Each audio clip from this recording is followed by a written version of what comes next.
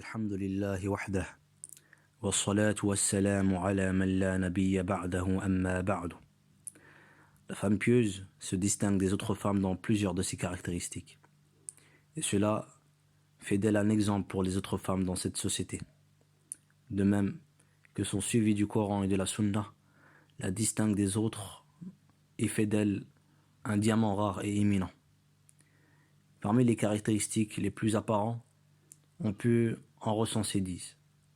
Premièrement, son suivi de la voie qu'Allah a tracée pour elle et de la législation, c'est-à-dire celle qui a compris que la législation d'Allah est la voie de la félicité, dans cette vie comme dans l'au-delà.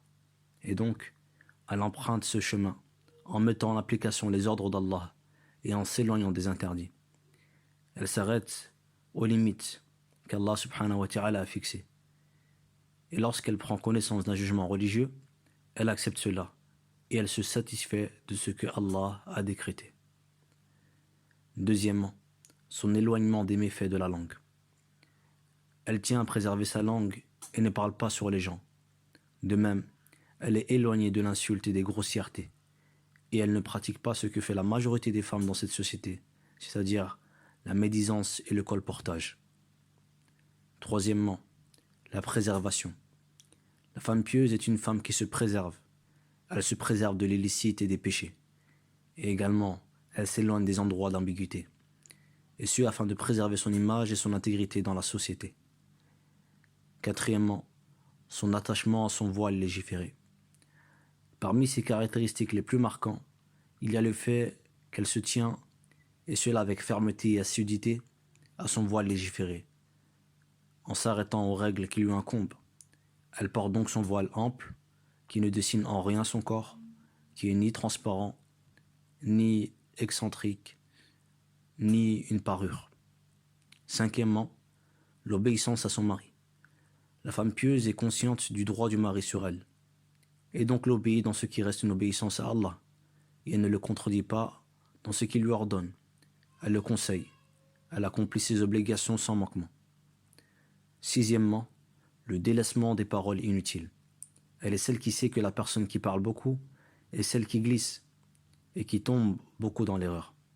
Et cela parce qu'elle recherche à toujours augmenter ses bonnes actions et s'éloigner des mauvaises. Et donc tu la verras parler peu. Elle ne parle que dans ce qui est profitable ou avec de bonnes paroles. Septièmement, elle s'attache à la bonne compagnie. La femme pieuse perçoit le danger de la mauvaise compagnie et par conséquent tâche à fréquenter des amis parmi les femmes vertueuses et croyantes, dont on ne trouve que de bons conseils, de bonnes paroles et bonnes pratiques. Huitièmement, la patience dans les épreuves et les moments durs.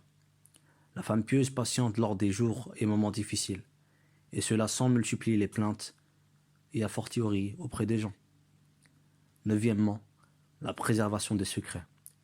Parmi les caractéristiques de la femme pieuse, il y a le fait qu'elle ne parle à personne des secrets de sa maison, ni de sa relation conjugale sous toutes ses formes.